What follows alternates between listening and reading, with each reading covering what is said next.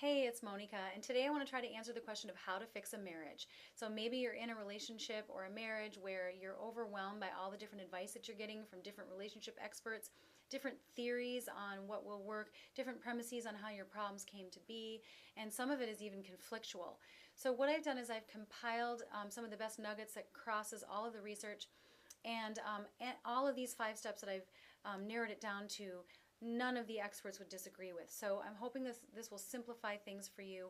If you try these for 90 days, I will guarantee you that you are going to find some changes in your relationship that are very positive, even if your partner is not willing to join you.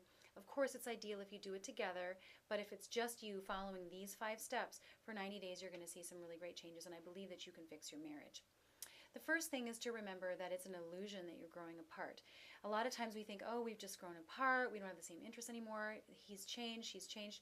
It's really not true for the most part. Most people really just don't change that much, but what changes is our perception of the other person. Our perceptions are always very selective. Based on what's going on, based on how we feel emotionally, we will pick and choose what we notice to support our feelings. So when we are under stress, or when the romance has faded, we have entrenched things that come up, it's hard for us to see the bigger picture.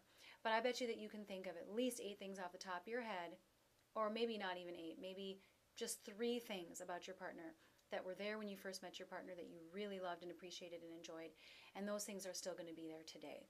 The same goes for you. There's still the same things that are inside of you and probably present on a daily basis that your partner might just not even be noticing. So just keep that in mind, and when you have that as your premise, which is, we are pretty much the same people that fell in love with each other way back when, that's going to help you implement the next steps that I'm going to share. The next step is figure out what works.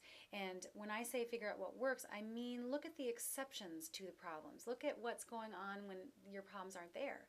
So let's say you have a high conflict relationship and you're fighting all the time. What's happening when you're not fighting? What was different on that day? Had you just exercised and you were feeling more relaxed? Were you feeling more valued at work? Had you had a really good conversation where you were really honest and you felt close to each other? What was different? And then that will lead you to step number 3, which is to do those things. There isn't really any magic to this. There's no magic in magic. It's really just figuring out what works and then doing it. So step number 3 is to do those things.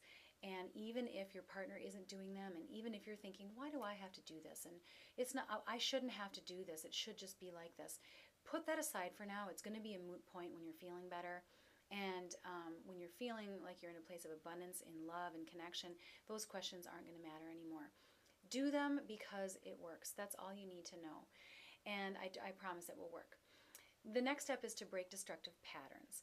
Okay, so this is anything that is a common pattern between you that's very destructive. Do the opposite of what you used to do in those situations. Or do anything different. If you feel like you can't do the opposite, do something different. Anything different will shift the entrenched dynamics. Anything. If you are having trouble thinking of something, you could act as if. That's kind of like a mental technique. It's not to be inauthentic, but let's just say that intellectually it's okay what that person did, and my triggered reaction is just my triggered reaction. Act as if you're cool. Act as if your visceral responses are matching what you believe in your mind, and see what happens, because acting as if actually brings you there. So our actions transform our consciousness. It's not just that we have to think it first and then we feel it.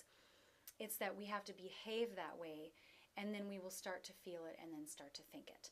So keep that in mind.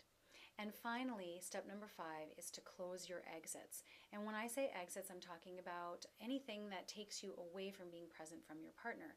It could be an emotional affair, it could be getting on the internet too often, anything where you're not present. It could be addiction. And Dr. Harville Hendrix talks about this a lot in his book, Getting the Love That You Want. Please notice what you're doing that takes you away from any opportunity for connection with your partner, and close those exits.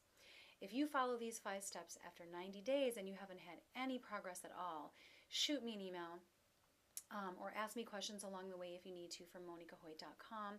I hope this has been helpful to you, and good luck, and until next time.